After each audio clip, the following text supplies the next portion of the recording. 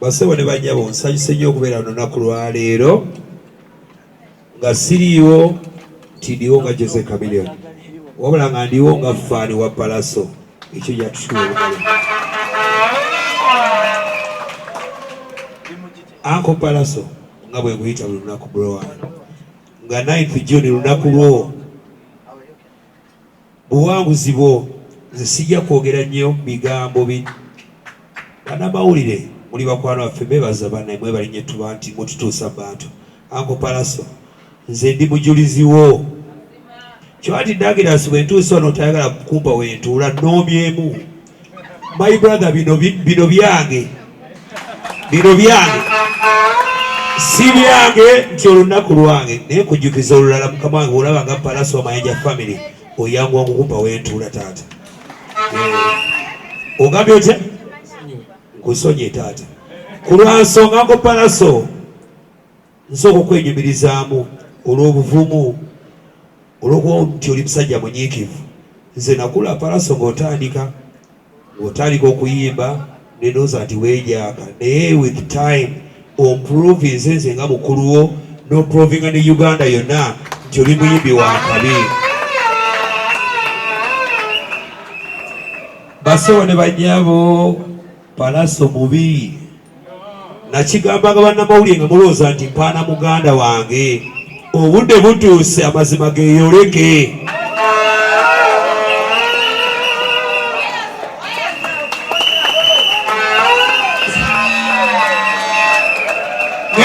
Palaso nze ngenda kukosa amazima nze Palaso ze Seeruma Ntama neebaza nnyo mwena ba media MTN mwana muli bakabi mwanyima sponsorship naye mama wajua ne Palaso eri Mayanja family kyekimu ngenda kwogera Palaso nga Seeruma Ntama Palaso nga sinakola gwanga mujjego walina okusookayo nentula ne Palaso ne mugamba Uncle Palaso kanti mo ekubo then now olojja oluvannyuma Palaso nkwebaza okukyandastandinga Bannayuganda mwenna mbakoola mu ddoboozi lyange bakwano bange buli amanyi tewagira Dr. Jose Chameleon ng'ayagala Uganda music mbeegayiridde mwenna mujje muwagire Palaso si lwakuba nti muganda nga wabula tuwagire ekirungi neebaza bayimbi bannange mwenna abaagala Palaso namwe abatakkiriza mujja kukkiriza neebaza Fik Maika mukwano gwa Fefe Busi gwe DJ Fik Ismaili nga nnyo nawe nkwebaza neebaza Wizo Manizo ne Uncle Palaso above all nga tuli by'okusinza nti ogenda kukola 9 June. You're such a great man oli musajja wa kabi nkusaba Uncle Palaso nkusaba kwolwo olunaku nga Mukama weeyoleka naako ekitono ekyo gabula n'abantu bo nga bwetuga nti Love Festival omukwano gulabike mu bantu basebo ne banyabo. Thank you so much ku lw'Amayanja ne family yange n'eggwanga lyange ekisemba Uncle Palaso twakatandika